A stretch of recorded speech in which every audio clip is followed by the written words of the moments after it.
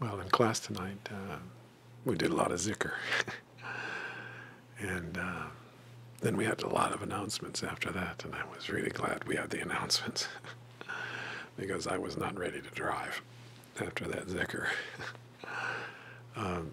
But before we did the Zikr, we talked about, one of the things we talked about was Toward the One, Pirlight's book from 1974. And Shabadin had been reading from it a little bit this week or so, and he recognized that what was true then is true now. As the times change, as religions somehow, as the dictate of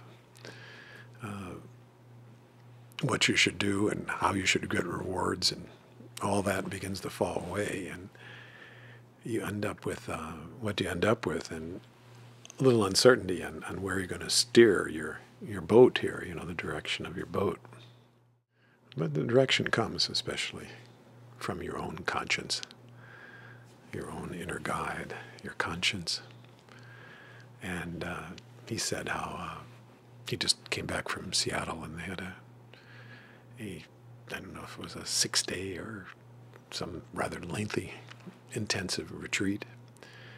And it warmed my heart to hear him speak of how things are leaping ahead, that he thought a lot of what he had taught, he'd been teaching for many years, and let's just say it hadn't taken root, or it hadn't begun to bear flowers or fruit.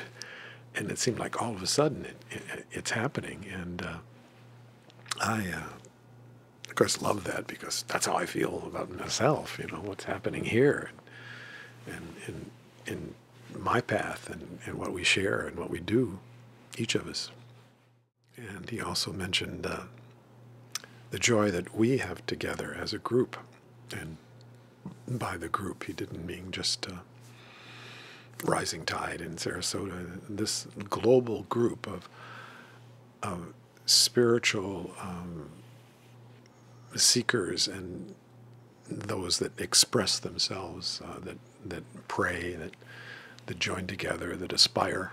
All that group has a commonality to it. We are, we're performing a work, And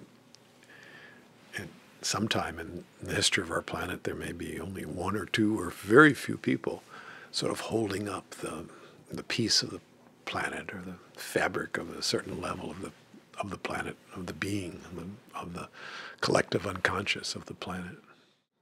Now we're in that position. And he didn't make direct reference to this, but I always think of the story of the 101st monkey, which is a science, biological-based description of what happened in some islands in Indonesia area or someplace, and it has to do with the monkeys on the different islands, and how a few monkeys in one island were learning how to do a certain way that they would crack open a shell. They'd learn a certain way to do it. And, well, there were just a few monkeys doing it. And then there was a few other monkeys doing it. And then, theoretically, when the 101st monkey did it, and had been able to do this thing where they cracked open the shell, throughout all the islands, all the monkeys began to do it,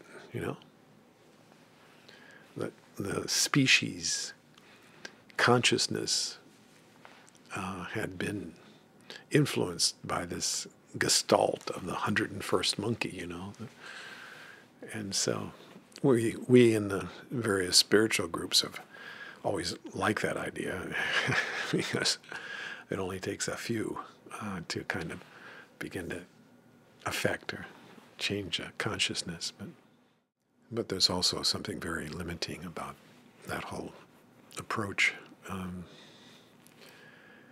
It's like we're doing something to gain something, like doing a practice to achieve something, sort of what Pirlight's might call middle-range thinking, It's much vaster than that, at the same time that it seems I don't know, smaller. It's God speaking to God. It's God discovering God. It's one listener, one speaker, many forms, many ears, one hearing. All these ways of talking. And these, this is ways of talking. It sounds almost like tricks when you talk about it. That somehow at the root of our being, we're not really sure what we are. He asked that question tonight, not who you are, but what you are. And somehow opening up to the possibilities of all that you might be. You may not be quite what you thought you were. Maybe more like this person over here. That's maybe more like what you are.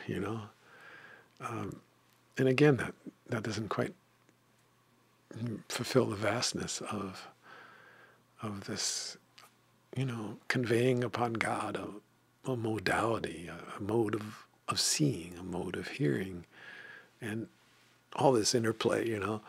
It's just such a magical experience, even in the little bit that I've touched of it.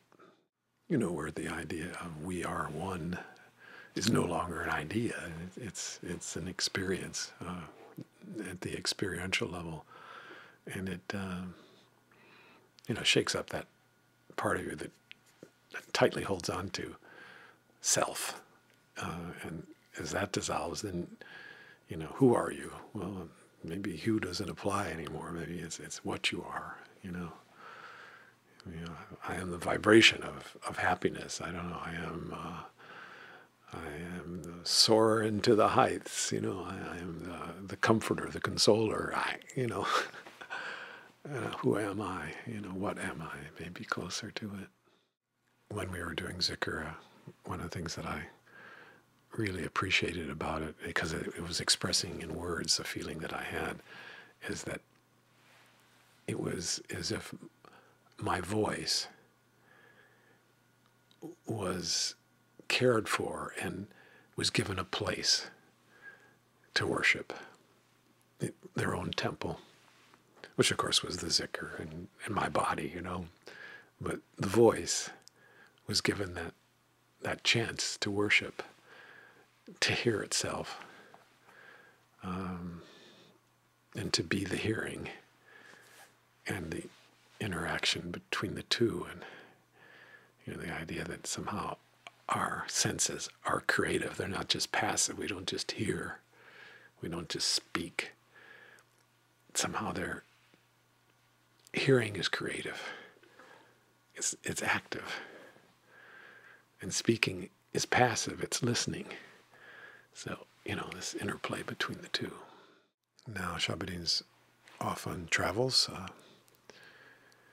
certainly going to Egypt. And later on in the summer, of course, there's the Alps camp. But